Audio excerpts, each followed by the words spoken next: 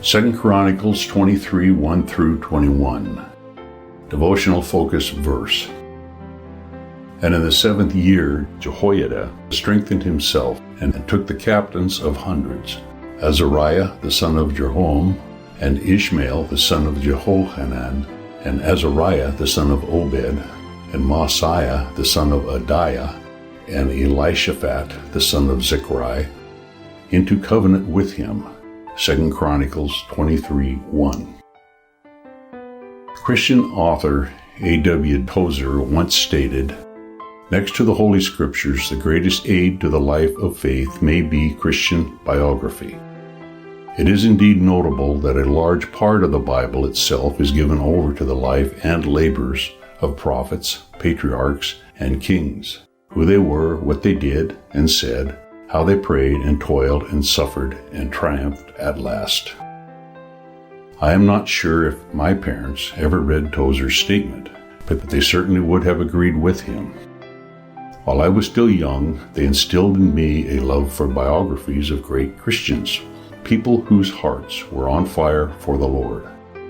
They introduced me to the accounts of genuine heroes, missionaries, preachers, and Christians from different parts of the world, from the past and present.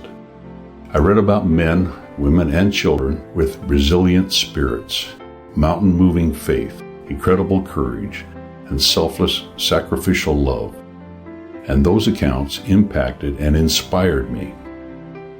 As I read the stories of these people of God, I became aware of how often one hero of the faith was influenced by the life of another. Josh McDowell dedicated his life to serving God after reading of Jim Elliot's sacrificial love for the Auca tribe of Ecuador.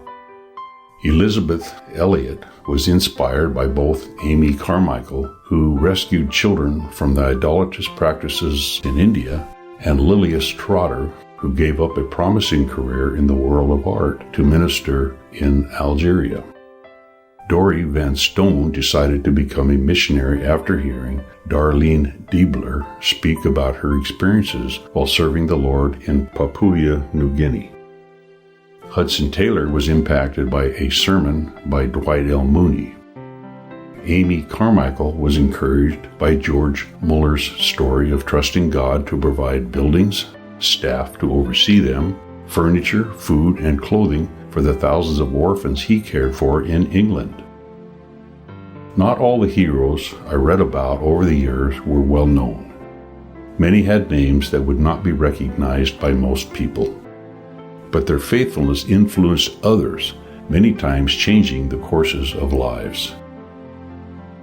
In today's text, there is a mention of a priest named Jehoiada who would fit in that category. Although not as well known as some biblical heroes, this man's courage and commitment to God impacted the life of a young prince and helped preserve the line of David. His wife had rescued the king's son, Joash, from the murderous intentions of the queen mother, Adaiah, and together they hid the young boy in the temple for 6 years. It would have been safest for Jehoiada to simply go about his duties, since any action against Adaiah, who had assumed the throne, could have meant death. However, our focus verse indicates that Jehoiada strengthened himself. He summoned courage and made a covenant with the captains and the guards to dethrone Adaiah and install the young Joash as Judah's rightful king. Jehoiada did what was right in confronting evil, and throughout the remainder of his life he continued to be a great influence for good in the kingdom of Judah. There are times when we too must gather courage to do what is spiritually right. Whether the situation we face is difficult, daunting, or possibly even dangerous, let us follow the example of Jehoiada and other defenders of the faith who bravely took a stand for God. In Tozer's words, let's purpose to be among those who prayed and toiled and suffered and triumphed at last. Our story may never be recorded in a biography. We may never do fearless deeds that change the course of history. But who knows? Our example of courage may have a long-lasting influence on those who observe or learn about our lives.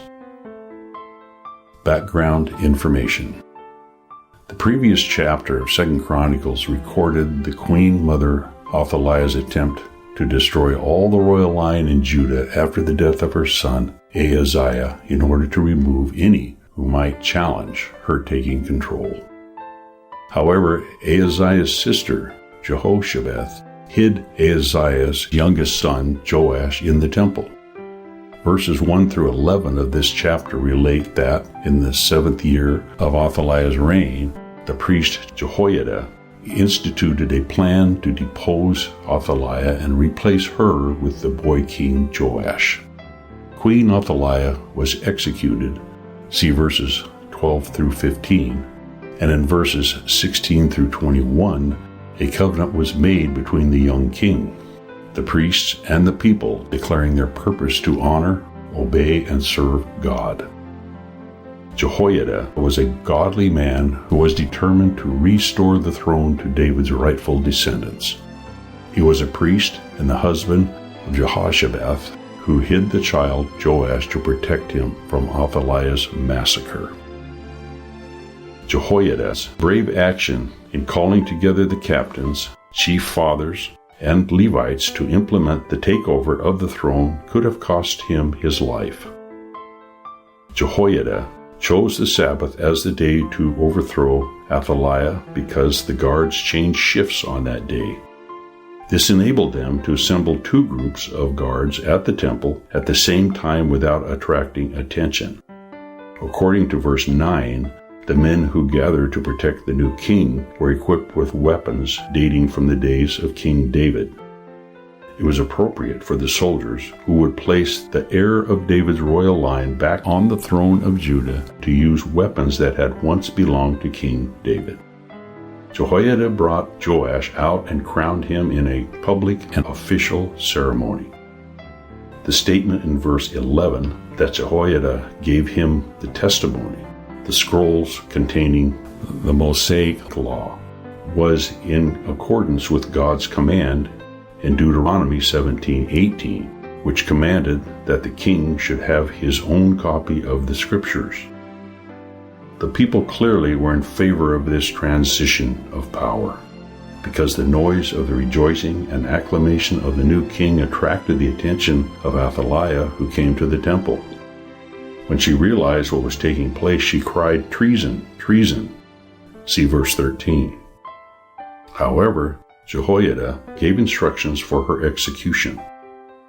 This was not to occur on the temple grounds because it was necessary to preserve the sanctity of the temple complex. The command to have her forth of the ranges, see verse 14, meant that she was to be escorted out between ranks of soldiers, so there would be no possibility of her escape or of any supporter coming to her rescue. Jehoiada continued to be a powerful influence for good in the kingdom as the young king began to rule. Verse 16 records that he led the people in making a covenant of recommitment to God. The people then destroyed the temple of Baal in Jerusalem. In verses 18 through 20, Jehoiada reinstituted worship practices based on what God had revealed to Moses and David. After more than 6 years, the rightful king of Judah once again ruled over the people, and all the people of the land rejoiced. See verse 21. Conclusion: courage is indispensable for both spreading and preserving the truth of Christ. May God help each of us to follow the example of Jehoiada and be willing to say and do the right thing regardless of the personal cost. 2 Chronicles chapter 23. And in the 7th year Jehoiada strengthened himself, and took the captains of hundreds, Azariah the son of Jeroham, and Ishmael the son of Jehohanan, and Azariah the son of Obed, and Maaseiah the son of Adaiah, and Elishaphat the son of Zichri, into covenant with him. And they went about in Judah, and gathered the Levites out of all the cities of Judah, and the chief of the fathers of Israel, and they came to Jerusalem. And all the congregation made a covenant with the king in the house of God. And he said unto them, Behold, the king's son shall reign, as the Lord hath said of the sons of David. This is the thing that ye shall do: a third part of you entering on the Sabbath, of the priests and of the Levites, shall be porters of the doors. And a third part shall be at the king's house, and a third part at the gate of the foundation, and all the people shall be in the courts of the house of the Lord. But let none come into the house of the Lord, save the priests, and they that minister of the Levites, they shall go in, for they are holy, but all the people shall keep the watch of the Lord. And the Levites shall compass the king round about, every man with his weapons in his hand, and whosoever else cometh into the house, he shall be put to death, but be ye with the king when he cometh in, and when he goeth out. So the Levites and all Judah did according to all things that Jehoiada the priest had commanded, and took every man his men that were to come in on the Sabbath, with them that were to go out on the Sabbath, for Jehoiada the priest dismissed not the courses.